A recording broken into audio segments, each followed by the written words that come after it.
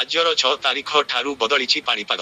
सकाळू सकाळू खरा tie tie मारुथिबा बेले अपराह्ନରେ काळबैशाखी जोगु पाग नरम पडुछि। संध्या बेलकु ठंडा पवन सांगकु अत्यक गुळुगुळी गरमरु रक्षा मिलिछि। 6 तारिख ठारू राज्यर अधिकांश जिल्लारे काळबैशाखी वर्षा जोगु कमिछि दिनर तापमात्रा। गुरुवार कोरापुटरे प्रबल काळबैशाखी जोगु विभिन्न स्थानरे प्रबल वर्षा सह गछ डाळ भांगे सह विभिन्न स्थानरे जलांडव स्थिति सृष्टि होइछि। तेबे आगकु 6 दिन जाय राज्यरे विभिन्न जिल्लारे वर्षा हेब नै सूचना दैछि आंचलिक पाणीपाग विभाग। सेहिपरि काळबैशाखी वर्षा जोगु ट्रिनो सिटीर तापमात्रा 40 डिग्री तले रहिबा सह अपराह्ନରେ किछि किछि स्थानरे वर्षा होई पाग ठंडा रहुछि। विशेष करी उपकूल उत्तर और आभ्यंतरीण ओडिशार विभिन्न स्थानरे काळबैशाखी प्रभावरे वर्षा हेबार संभावना रहिछि। किछि स्थानरे प्रबल वर्षा होई पारे। शुक्रवार सकाळ 8:30 टारू 11 तारिख सकाळ 11:30 टा पर्यंत 19 जिल्ला पाई येलो वार्निंग जारी करा जाइछि।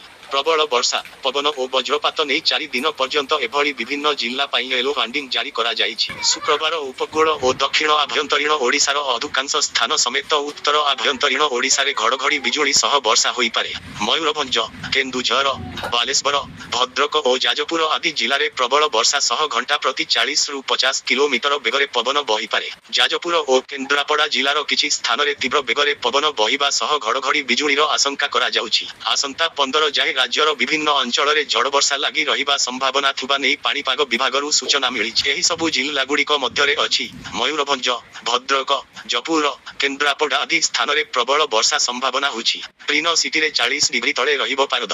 अपराह्ନରେ घड़घड़ी सहित वर्षा हेबो ता सांगकु 40-50 किलोमीटर बेगरे पवन बहिबार संभावना रहुछि। समुद्ररु जलीय बाष्प पूर्ण वायु स्थल भागकु आसुथिबा जोगु वर्षा हेउछि बोली सूचना दैछन्ति आंचलिक पाणीपाग केन्द्रर निर्देशिका।